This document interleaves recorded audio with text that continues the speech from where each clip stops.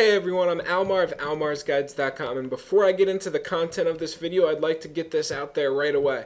I know this location is well known and has been covered by thousands of people, thousands of times, and everyone knows about this location, but I've been asked on every single Guild Wars 2 video I've uploaded in the past month, what is the best farming location and where am I farming currently?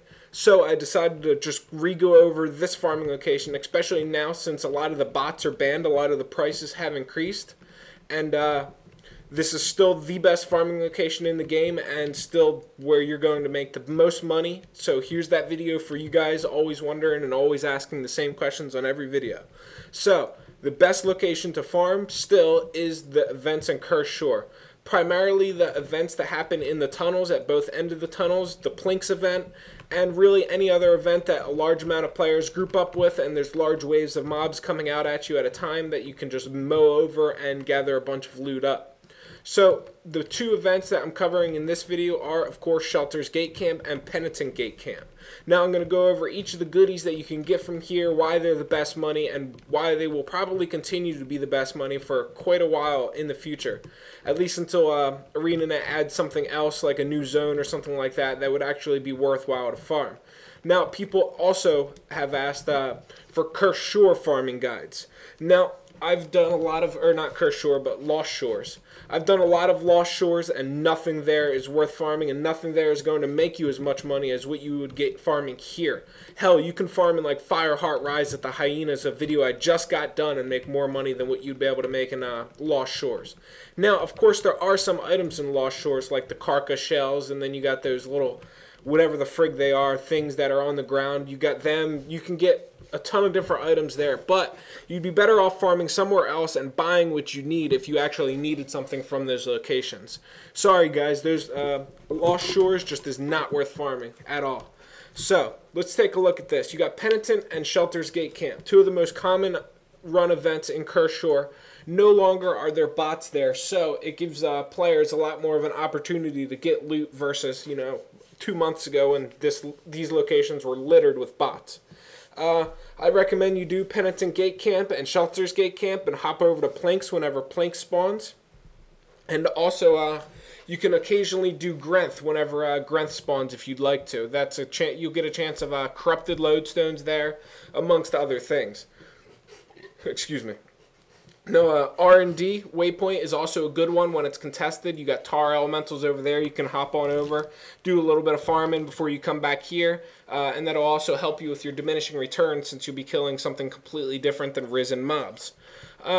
Now, the main thing about, I'll get into DR in a little bit, but so you don't hit DR, every hour to an hour and a half, I'd recommend you stop farming these events, run around the zone, gather up everything, you know, all of the Elderwood, Mithril, Omnon Berries, Orion Truffles, gather up everything in the entire zone, and then come back and start farming again. It'll take you roughly 25 to 30 minutes to gather everything, and it'll be a nice little break in between farming for your diminishing returns to, you know, cool down. So, on the same topic of diminishing returns, be sure to do both Shelters and Penitent Gate Camp. Penitent has a lot of zombies, and Shelter's Gate Camp has a lot of spiders, wraiths, and zombies too.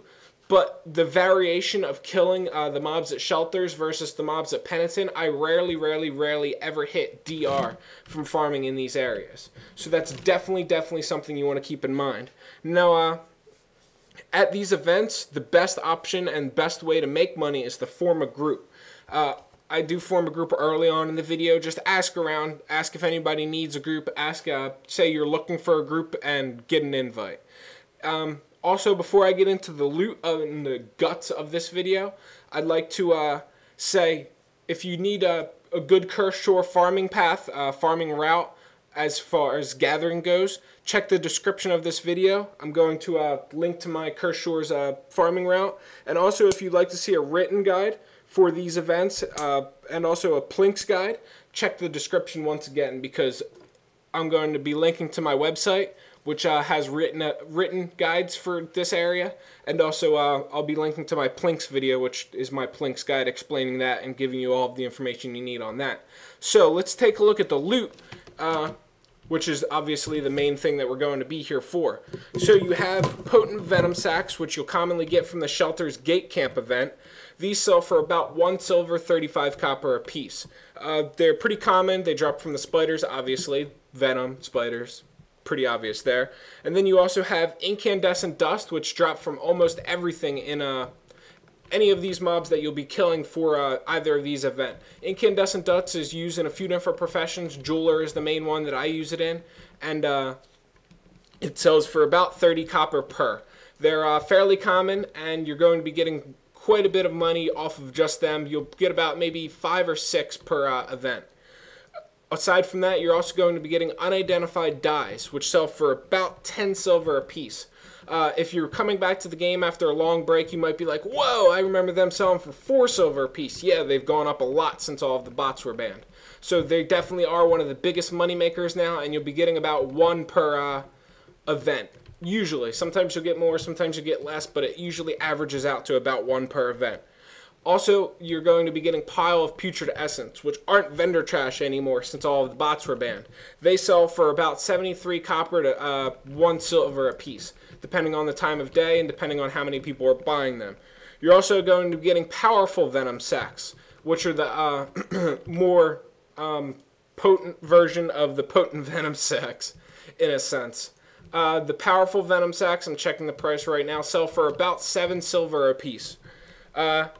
You also have Crystalline Dust, which is going to be another common trade skill item that you'll be getting from these mobs. These sell for about 7 silver a piece, and as aforementioned, are slightly common. They're used in a bunch of different professions, and they're used in the Mystic Forge for creating lodestones from cores. So they definitely will always be in demand, and people will always be buying them, always be wanting them. And once again, they sell for 7 silver a piece. You'll probably get about 2 per event. Large bones. They're going to be the most common trade skill material that you're going to be getting from doing all of these events. They very, very, very commonly drop off of the Risen mobs. They don't drop off of spiders, and they won't drop off of the Wraiths. But you will definitely get a bunch of them from the zombies, and they sell for about 1 silver, 20 copper a piece. I average about 7 large bones per per event at Penitent, and maybe 3 per event at shelters, depending on if you do the side area where most of the zombies come from. I showed in the video a few times. Also, you're going to be getting Ancient Bones from farming here. I'm not too familiar with their price versus how it was previously. I'll check it in a second once I kill this pack of mobs. I'm actually running the event myself right now. Ancient Bone, they're going for about 3 silver a piece right now. So they are more valuable than the large bones, whereas before all of the bots were banned and before the Lost Shores event, damn, I keep getting those 2 damn names confused. They weren't going for that much at all. And then also one of the more popular and more common items that you're going to be getting from farming both of these locations is heavy moldy bags. You're probably quite familiar with heavy moldy bags, and heavy moldy bags have a chance of containing really any trade skill item in between 325 and 400. They can contain potent blood, powerful venom sacs, potent venom sacs, ancient bones, large bones, silk. They can contain really anything. And usually they sell for about, I think, like 1 silver, 30 copper on the auction house a piece. Something like that. Depends on the current, 2 silver, 45 copper on the auction house. Wow, I was way off. Depending on if you want to gamble it, quote unquote, you can open them yourself, or you can just sell the heavy moldy bag straight up on the auction house and make profit that way.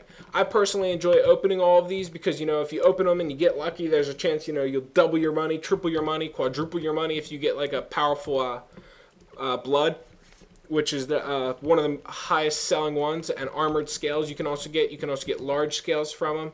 You can get a very, very, very valuable items from the heavy moldy sacs. Also, you got a bunch of different salvage items. I'll get more into the salvage items in a second. Let me go over the salvage junk. You'll get like acolyte gear, which is the silk salvage junk. You'll get chainmail gear, which is the chain salvage junk in a way, the metal salvage junk. The acolyte gear can give you silk scraps, which sell for utter crap right now, like 9 or 10 copper a piece.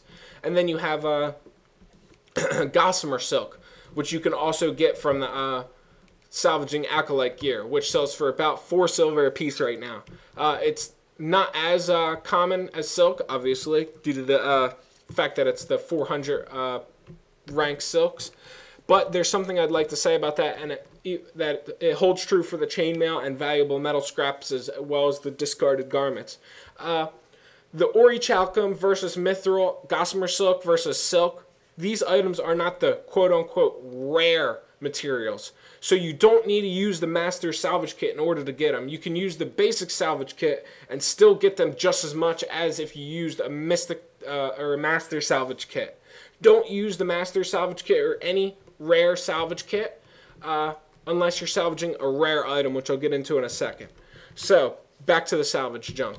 You want to salvage your acolyte gear, chainmail gear. Completely ignore the rawhide gear. You'll be vendoring that stuff. Rawhide doesn't sell that well. Doesn't salvage into anything worth salvaging. And it's just something you want to vendor off immediately.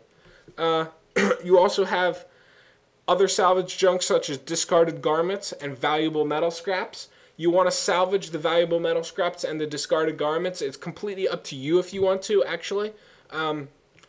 You can sell the valuable metal scraps and the discarded garments, I would think, for almost a silver a piece. And or you can salvage them for a chance to get the orichalcum from them and the chance to get a gossamer silk from them, which, you know, you would obviously make a lot of money if you got those. If not, if you only get like mithril or silk when you salvage them, you'll be losing money. So it's one of those things that it's kind of a gamble, and thus would be completely up to you whether or not you wanted to do that or not. As far as rare items go, the rare items that you can get from here are all going to be level 70 plus, and you'll want to use your master salvage kit on them or a black lion salvage kit if you have one for your best chance of getting a what do you call it? A glob of ectoplasm, which sell for a ton of money. The globs of ectoplasm will be, you know, some of the highest grossing materials / items you can get from this area, and will definitely boost up your hourly income by quite a bit. So there really isn't much, god damn it, there really isn't much more to be said about this farming location. It's really straightforward. You guys probably know so much about this farm location. I've been here hundreds of thousands of times already. I really just wanted to make this video because it is the most common question I get asked. Where is worth farming? Where's the best place to farm? And where would I make the most money per hour farming? And that brings me to pretty much the closing.